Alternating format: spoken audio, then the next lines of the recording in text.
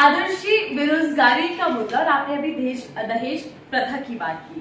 अच्छा, मैं बात कंप्लीट नहीं किया। मैं ये बोलना चाह रहा हूँ कि कहीं ना कहीं जो है ना सिस्टम थोड़ा सा टाइट अगर रहे ना हर एक मामले को लेकर, बस खाली मजबूती बरतेगा तो सब कुछ सही हो जाएगा। अब यूपी बिहार के लोग मुंबई क्यों आ रहे हैं, ये सवाल मेरा आपसे ही है, क्यों आ रहे हैं? रोजगार की तलाश में। क्यों आएंगे?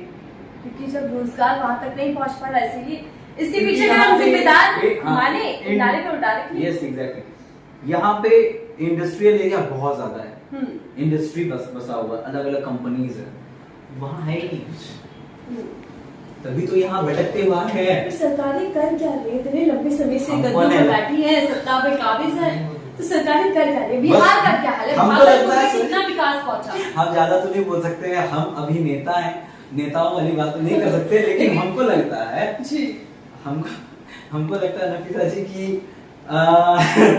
ये जो सरकार कर क्या नहीं आप बोल रहे हो, तो हमको लगता है कि सरकार जो है अगले इलेक्शन की तैयारी करती है हर बार। ये बात मजेदार आपने कही। अगले इलेक्शन की तैयारी करती है हर बार। ये हो गया, फिर अगले के लिए तैयारी पगड़ा सब। थोड़ा नेताजी के अंदाज में कुछ कहिए। देखो, यहाँ पे जहाँ मैं बैठा हुआ हूँ, लालू बोलता है हमको, यहाँ पे ये भी बैठी हुई है मोहतरमा, इन्होंने रोजगार का बात छेड़ के बहुत गलत किया। इसके पीछे का जो मुख्य कारण है हमको भी समझ में नहीं आ रहा क्या है। ये मोदी जी बताएंगे इसके पीछे का मुख्य कारण क्या है? हा? हम बोला जो है बीच में बिजली आएगी, बिजली आएगी, बिजली आएगी, मोदी जी बोले आएगी। बेटा देखता हूँ मैं होटल के बाहर निकला, सैया में बिजली नाम की लड़की आ गई। बीच में नीतीश जी आ गए। नीतीश जी का तो नीतीश सर का तो हमको तो लगता है कि ऐसे ही कुछ बोलते हैं। मैं प्रैक्टिस ज्यादा नहीं किया मैंने, लेकिन हमारे मोदी जी मोदी जी पर आ जाते सीधा। चलिए मित्रों, मेरे प्यारे देशवासियों, हमारे बीच में तरह तरह के मुद्दे आते रहते हैं। मैं आपसे बोलना चाहता हूं, बेरोजगारी कैसे खत्म होगी मुझे भी नहीं पता। नेताओं को नहीं पता कि समाधान कैसे निकलेगा, लेकिन भाषणबाजी कैसे करते हैं निकलेगा। मोदी जी बड़े नारे देते हैं चाय को लेकर, बताते हैं कि चाय बेचा करते थे। मोदी जी को सुनकर आपको क्या महसूस होता है? कैसे है प्रधानमंत्री मोदी जी? बहुत अच्छे हैं। देखिए, व्यक्तिगत तौर पर हम इन सबको बहुत रिस्पेक्ट करते हैं, ठीक है। लोगों का अलग है, वो पार्टीशन कर देते हैं कि ये इसको प्यार कर रहा है तो ये इसी पार्टी से, वैसा कुछ नहीं है। व्यक्तिगत तौर पर हमें बहुत प्यारे लगते हैं, ठीक है। लालू जी भी बहुत प्यारे लगते हैं, तभी तो हम कर पा रहे हैं। बिल्कुल। लोग हम अगर उनकी मिमिक्री कर रहे हैं, वॉइस निकाल रहे हैं, तो कहीं ना कहीं उनको ऑब्जर्व किए होंगे ना, तो हमको व्यक्तिगत तौर पे हमको अच्छे लगते हैं, व्यक्तिगत तौर पर। और मोदी सर भी बहुत प्यारे, बहुत अच्छे लगते हैं। तो और भी भैया मैं कैसी मशीन बनाऊंगा? इन्हीं की कमी थी राजनीति में। राहुल गांधी यात्रा भी करते हैं। राहुल गांधी इस वक्त परिपक्वता की तरह हमले भी कर रहे हैं भारतीय जनता पार्टी पर। राहुल गांधी कह रहे हैं कि संविधान को खतरा है। मौजूदा सरकार जो है, खासकर पीएम मोदी और अमित शाह पर खूब हमले होते हैं। कहते हैं कि जो आरक्षण का मुद्दा है, जातीय जनगणना का मुद्दा है और संविधान का मुद्दा है, बीजेपी इन मुद्दों पर कभी अपना रवैया साफ नहीं करती और संविधान को खत्म कर अपना एक संविधान लाना चाहती है। तो थोड़ा सा इस पर भी राय रखिए कि कौन नेता मुद्दों पर चर्चा कर रहा है या सब अपने अपने मुद्दे लेकर बैठे हैं। कसम से बता रहे हैं, हम जो है न्यूज वगैरह एकदम नहीं देखते हैं, और ये सब बहुत सारी बातें हमको सुनने में भी लग रहा है कि हाँ अच्छा ये हो रहा है, अच्छा ये है। न्यूज नहीं दिखते। अगर हमसे कोई पूछेगा व्हाट्स योर नेगेटिविटी आदर्श, तो हम उनको यही बताएंगे कि हम पेपर नहीं पढ़ते, हम न्यूज नहीं देख पाते। ऐसा नहीं कि I don't like news and all, लेकिन हम देख ही नहीं पाते, समय नहीं मिलता। समय तो इंसान के पास है। अगर वो कहता है कि समय नहीं मिल पा रहा है तो सबसे ज्यादा समय उसी के पास है। लेकिन हमको लगता है कि जो हम काम कर रहे हैं उस काम में इतना मग्न है, उससे फिर निकलने का मौका ही नहीं मिल पाता, जो कि हम नहीं देख पाएंगे। लेकिन मैं आदर्शी, भले ही आप पॉलिटिकल सवाल छोड़ दो, लेकिन आपकी समझ होगी बेहद जरूरी है। मौजूदा सरकार और मौजूदा देश के प्रधानमंत्री नरेंद्र मोदी जी, उनकी राजनीति आपको कैसी लग रही है? ये राजनीति देश के लिए कितनी फायदेमंद और भविष्य में कितनी सफल रहने वाली है, और ये राजनीति कितनी घातक है मौजूदा समय? राजनीति के ऊपर तो बात नहीं कर सकते हम, क्योंकि राजनीति नारे चल रहे हैं सर, ये बटोगे कटोगे, कपड़े से पहचान लीजिए। देखिए हम तो हैं इस पे तो हम कुछ कह ही नहीं सकते। राजनीति बहुत एक दलदल है, हमको जहाँ तक लगता है। लेकिन क्या आदर्श ये मानते हैं कि राजनीति हिंदू मुसलमान के मुद्दे पर होनी चाहिए? नहीं है, जातिवाद में नहीं होनी चाहिए राजनीति। ये सरासर गलत है, खराब है, ये बहुत घिनौना है। तो ये घिनौना राजनीति, अगर जातिवाद पे जाति को लेकर हो रहा है तो ये बहुत गलत है। और हमको लगता है कि अगर सब नेता, हमको तो इतना ज्ञान नहीं है, कहते हैं ना कि जिसका जो है काम वही काम होना चाहिए। बिल्कुल, चलिए तो हमको लगता है कि सभी अगर नेता जो भी अपने अपने पद पे हैं नेता है, वो अगर अपने काम को बहुत निष्ठापूर्ण के साथ करे तो हमको लगता है कि हमारा जो भारत है वो तो अभी तो शक्तिशाली कहा ही जाता है। और हमको लगता है कि लोग जहाँ पे बेरोजगार भटक रही है, वो जो भी हो रहा है, हमको लगता है अगर शक्ति में आ जाए सभी लोग तो कि हाँ ये चीजें, ये सिस्टम। अब जो सबसे बड़ा कारण ये है बेरोजगार को लेकर कि स्टूडेंट्स 4 साल की मेहनत करते हैं। हम युवाओं की तरफ से ये कह रहे हैं, स्टूडेंट्स 4 साल के लगातार मेहनत कर रहे हैं, उसके बाद एग्जाम देने की तैयारी कर रहे हैं, ठीक है, 4 साल की प्रिपरेशन करने के बाद पेपर लीक हो जाता है। पेपर लीक की समस्या बिहार और यूपी के अंदर सबसे ज्यादा है। अब बताओ कि वो 4 साल मेहनत करके एक दिन में पेपर लीक हो जाना, तो फिर 4 साल वो तो बेटा बैठ के फिर रटेगा, फिर पढ़ेगा, मतलब ये तो मजाक ही है ना। तो इन तमाम चीजों को हमको लगता है कि ठोस बनाना चाहिए। लेकिन इतनी स्ट्रॉन्ग सरकार है सर, डबल इंजन सरकार का दावा किया जाता है, बावजूद इसके पेपर लीक जैसी समस्या बार बार देखने को मिलती है। क्या कीजिएगा, हमको लगता है पेपर सब पानी से बनाता है, लीक हो जाता है। तो क्या ये लीक वाली सरकार है? हम सरकार की बात हम नहीं कर सकते, लेकिन हमको लगता है सिस्टम मजबूत होना बहुत जरूरी है। तो क्या अभी मजबूत नहीं है? हमको नहीं लगता मजबूत नहीं है वहाँ की सरकार। आप कलाकार हैं, हम पत्रकार हैं, हाँ। तो आप हमारे सवालों से नहीं बच पाएंगे, हम आपकी कलाकारी से नहीं बच पाएंगे। नहीं, आपके सवालों से हमें बचना भी नहीं है, हमको सारा जवाब देना है। हम यही कहना चाह रहे हैं कि सरकार, अगर यूपी बिहार की सरकार है ना, तो पेपर लीक क्यों होगी? कुछ ना कुछ तो कारण और कुछ ना कुछ तो सिस्टम डोला हुआ है। अगर हम ढील नहीं छोड़ेंगे तो गुड्डी जो है, गुड्डी पूरा पीलेगा कैसे? अगर हम ढील छोड़ेंगे तभी तो गुड्डी पीलेगा। पतन की बात कर रहे हैं, और उसको समेटेंगे तब वो पास आएगा। समेटना जरूरी है, ढील छोड़ दिए सब कुछ भाई। तो मतलब आपको लगता है कि सिस्टम कमजोर है और सिस्टम की ही वजह से ऐसा सब कुछ होता है। थोड़ा सा अब आपके काम पर आ जाते हैं आदर्श, ये राजनीति पर बहुत चर्चा कर ली, हमको पूरा घुमा देंगे राजनीति में। हालांकि आप जवाब नहीं दिए, आप भी नाश्ता लेकर निकल लिए, कोई बात नहीं। बताइए किसका जवाब चलिए, ये जो राजनीति चल रही है सर, हिंदू मुसलमान वाली, हर ये राजनीति गलत है, ये गलत है। हिंदू मुसलमान वाली जो राजनीति चल रही है जातिवाद को लेकर, क्योंकि मैंने आपको सुना भी, मैं बहुत देर से आपको सुन रही हूँ, आप उर्दू भी बोल रहे हैं, संस्कृत भी बोल रहे हैं, हिंदी भी बोल रहे हैं, तीनों लैंग्वेज का आपका मिक्सचर है। तो ऐसे में जब प्रधानमंत्री नरेंद्र मोदी जी और यूपी के सीएम योगी आदित्यनाथ या फिर कोई और पार्टी का कोई भी नेता जब हिंदू मुसलमान के नारे पर या मुद्दे पर आकर चुनाव में वोट मांगे, तो क्या ये सही मानते हैं? हमको लगता है कि जो एक दूसरे से जुड़े हुए हैं, मतलब आपने बोला ना कि अगर मैं हिंदी बोल रहा हूँ, उर्दू बोल रहा हूँ, हमको बचपन से यही शिक्षा मिला है जी, है ना।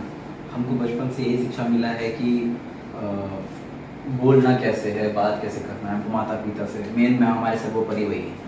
अगर आप कुछ गलती कर रहे हैं तो हमको मत बोलिएगा, मेरे पापा मम्मी को जाकर उनसे सवाल कर दिया। लेकिन तो आप बच रहे हैं। नहीं बच नहीं रहा, वैसे भी बिहार का लौंडा हम ऐसे मुंह तोड़ जवाब दे देते हैं, हमको उतना दिक्कत नहीं है। अब मुंह भी तोड़ देते हैं। हाँ, हमको उतना दिक्कतें नहीं है।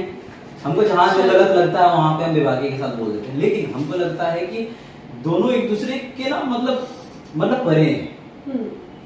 अलग कर देंगे तो फिर आप कुछ बोल भी नहीं पाओगे। शब्दों में अगर हम ढूंढने लगे कि ये तो भाई ये तो मुसलमान का शब्द है, ये तो हिंदू का अल्फाज है, तो दिक्कत है ना। और इसी तरह अगर हम देश में हिंदुओं को अलग, मुसलमानों को अलग कर देंगे तो फिर देश की खूबसूरती नहीं बचती, क्योंकि भारत जो जाना जाता है, पहचाना जाता है, वो इसीलिए जाना जाता है कि अनेकता में एकता वाला देश है, सब धर्म के लोग साथ में प्यार मोहब्बत से रहते हैं। बिल्कुल। आदर्श ये बातें हैं आपकी दुनिया पर, आपकी काम पर, आपकी कलाकारी पर। मैंने बहुत सुना है कि मिमिक्री बहुत करते हैं, जैसा भी आपने दिखाया भी। और क्या आपने वॉइस ओवर भी किया है, कार्टून ये सब? क्योंकि मेरा जो कैमरा पर्सन है वो ऑगी द कॉकरेज जो एक शो आता था, आपने देखा हो कार्टून, उसकी बड़ी फैन है, तो थोड़ा सा उससे भुकला अंदाज में गया, कुछ- भुकला गया। होटल वाले जग तो नहीं आएंगे? नहीं जाएंगे? अरे भैया खाली पेट दिमाग करते रहे जी।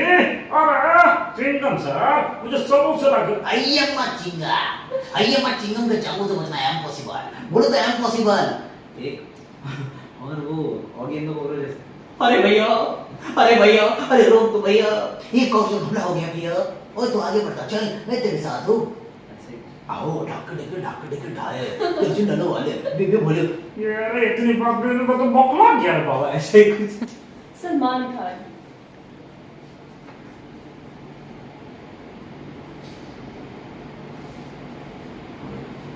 दिस इज सलमान खान, और मैं बस यही कहना चाहता हूँ कि यहाँ पर जितने भी लोग ये देख रहे हैं उनको दिल से बहुत बहुत प्यार है, और शुक्रिया इतना प्यार देते हैं। प्यार से दिल रख लीजिए, वरना थप्पड़ मार के नहीं दे सकते। थप्पड़ से डर नहीं लगता साहब, प्यार से नहीं। शाहरुख खान, आपने प्यार की बात की तो मोहब्बत की बादशाह शाहरुख खान।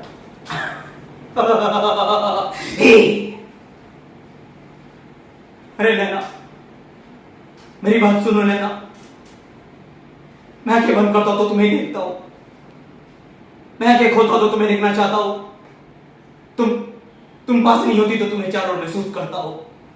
हर वक्त हर पल मेरी नैना सिर्फ तुम्हें ढूंढती है नैना। इसे प्यार को या पागलपन या मेरे दिल की धड़कन नहीं, एक ही बात है, प्यार तो सभी लोग करते हैं, लेकिन मेरे जैसा प्यार कोई नहीं कर सकता। मेरे जैसा प्यार कोई नहीं कर सकता। अरे याद है तुमने मुझसे वादा किया था, वो एक वादा, वो मोहब्बत का इरादा। अरे जरूर नहीं कि तुम जिससे मोहब्बत करो वो तुम्हें हासिल हो जाए। अगर मुझे छोड़कर जाना ही था तो मेरी जिंदगी में क्यों आने लो? क्यों मुझे बदला? I love you, I love you, I love you very very much Naina. मैं आज भी तुमसे उतनी मोहब्बत करता हूं जितनी पहले करता था।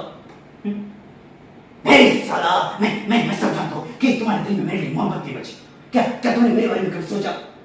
मेरे दिल में क्या बीतता है, मैं तुम्हारे बारे में क्या सोचता हूँ? नहीं साला नहीं। ये लेकिन मोहब्बत में मोहब्बत अलाउ नहीं है, आप आई लव यू क्या कहना है तो आप भूल गए, अमिताभ बच्चन गुरुकुल में इजाजत ही नहीं देते मोहब्बत करने की। वो तो अलग ही बोलते हैं मतलब। परंपरा, प्रतिष्ठा, अनुशासन, ये गुरुकुल के 3 स्तंभ है। ये वो आदर्श है जिससे हम आपके आने वाले कल को बनाते हैं।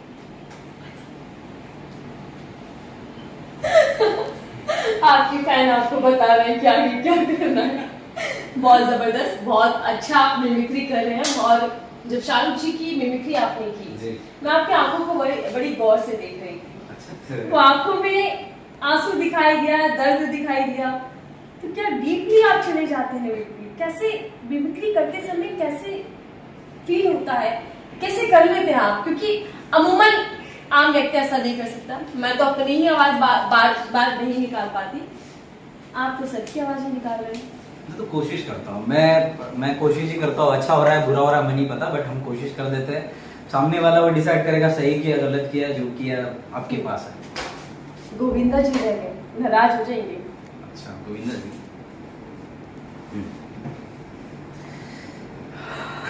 ये मेरे फेवरेट हैं गोविंदा जी। हाँ मैं चोर हूं, मुस्लिम हूं, कातिल। जुल्म के काले दुनिया के लोग मेरे नाम से भी कांपते हैं। जानता हूं आशा कि तुम मेरे नाम से अपनी मदद करती हो, मगर मेरा विश्वास करो कि इस दुनिया का कोई भी इंसान जानबूझकर बुरा काम नहीं करता। कोई चोर जानबूझ कर चोरी नहीं करता, कोई डाकू जानबूझ कर डाका नहीं डालता, और कोई दवा या ऐसे ही जानबूझ कर अपना जिस्म नहीं बेचती। वक्त और हालात इंसान को फंबल करने को मजबूर कर देते हैं। नहीं, इंटरव्यू भी ज्यादा लंबा हो गया इसलिए ज्यादा फंबल हो रहे हैं आप, क्योंकि आदर्श जो है वो शूटिंग से लौटे हैं और इस वक्त काफी थके हुए हैं, लेकिन मैं थोड़ा सा थैंक यू सो मच, इन्होंने इतना कवर किया है इस चीज को, लेकिन सच में फंबल मारे। थोड़ा सा बस मैं आपके बारे में ये और जानना चाहूंगी कि आदर्शी आप लड़की बन जाते हैं और लड़कियों से भी ज्यादा गजब ढा जाते हैं, खूबसूरत लगते हैं, भागलपुर की जिया। बन जाएंगे एक बारी। अच्छा तो ऐसे बैठना होगा। शर्मा रहा है।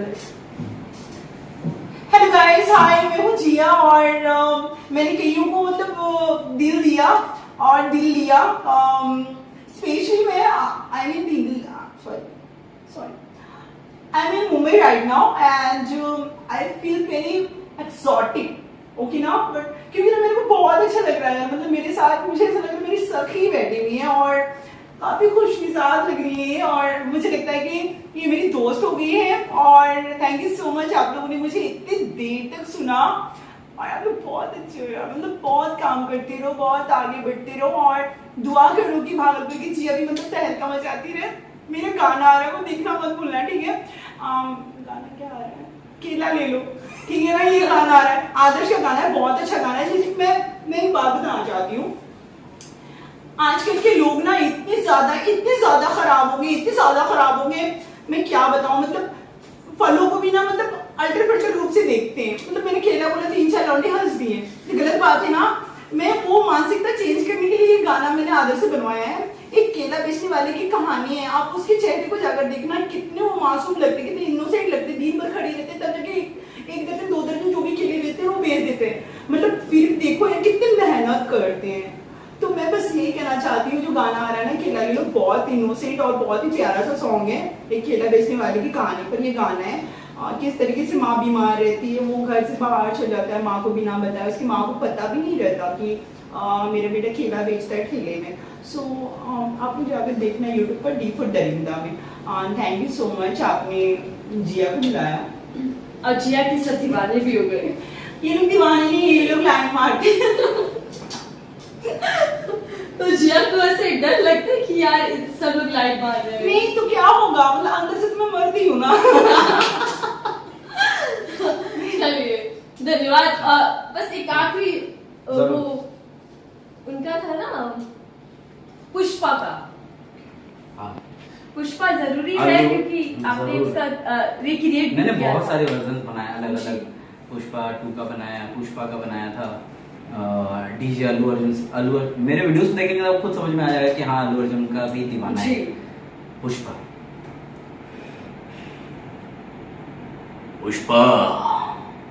पुष्पा राज, मैं झुकेगा नहीं साला। काजल हे किसो मेरे को देखेगी नहीं।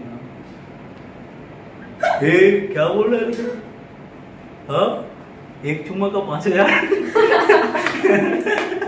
चलिए बहुत बहुत धन्यवाद सर आदर्श जी, आपने समय भी दिया और आपने हमारी ऑडियंस को एंटरटेन के साथ साथ आपने प्रेरणा भी दी है। आपको हजारों लाखों लोग देखते हैं देश भर में, आपसे प्रेरणा लेते हैं और काफी लोगों ने आपसे प्रेरणा लेने के बाद अपने करियर की शुरुआत भी कर दी। न केवल आपने कामयाबी हासिल की है और आप अपने करियर को बना रहे हैं, बल्कि आप अपने साथ साथ भागलपुर को भी डेवलप कर रहे हैं। जितना मुझे मालूम पड़ा है, अपनी पूरी टीम को डेवलप कर रहे हैं, भागलपुर को पूरे देश में फेमस कर दिया। इससे बड़ा क्या बात होगी। तो धन्यवाद सर हमसे बातचीत करने के लिए, बहुत इतना समय देने के लिए। और जितने भी आपके गाने आने वाले हैं, मूवी आने वाली है और अभी आप जाकर भागलपुर में शूट करने वाले हैं, तो उन सबके लिए शुभकामनाएं आपके लिए।